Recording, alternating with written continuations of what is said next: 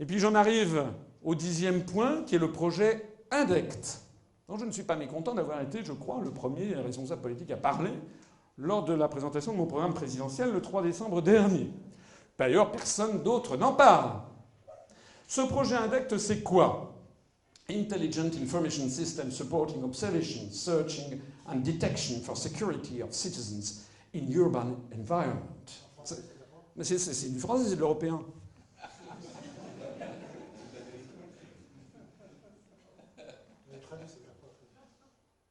Vous faites mauvais esprit, vous n'êtes pas un Européen convaincu. Le projet européen INDECT a été lancé confidentiellement le 1er janvier 2009. C'est un projet européen.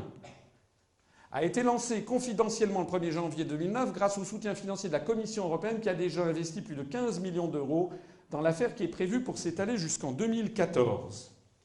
Ce projet européen INDECT vise à réaliser une détection automatique des menaces avérées et des comportements anormaux.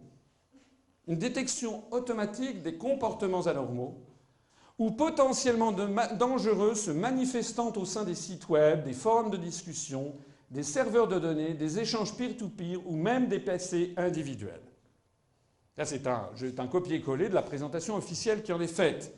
C'est-à-dire que, par exemple, si un jour vous voulez vous documenter sur Al-Qaïda, vous tapez Al-Qaïda et tac, vous êtes fiché, vous serez fiché comme étant un terroriste potentiel. Même si Al-Qaïda, peut-être, je ne sais pas, il y aura un branchement sur la CIA, j'en sais rien. Mais enfin, en attendant, vous serez potentiellement fiché.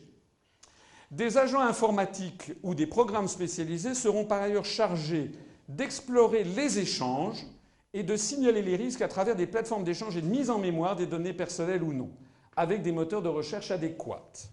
Ça veut dire en particulier que avec ce système, on ira regarder dans vos boîtes aux lettres, dans tous vos échanges de courriel, et une sélection sur un certain nombre de mots-clés.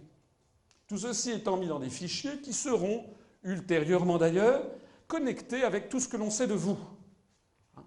Par exemple, votre physique, vos noms, vos préférences alimentaires, vos goûts, vos dépenses, vos cartes de crédit, et donc par l'intermédiaire des fichiers bancaires, eh bien, tout ce que l'on peut savoir sur vous.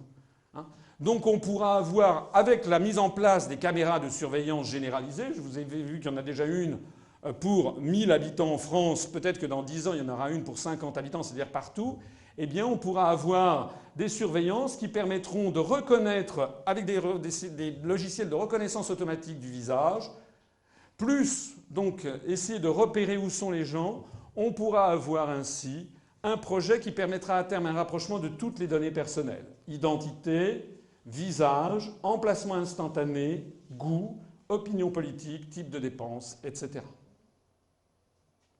Même la Gestapo n'avait jamais rêvé mieux. Même le KGB soviétique.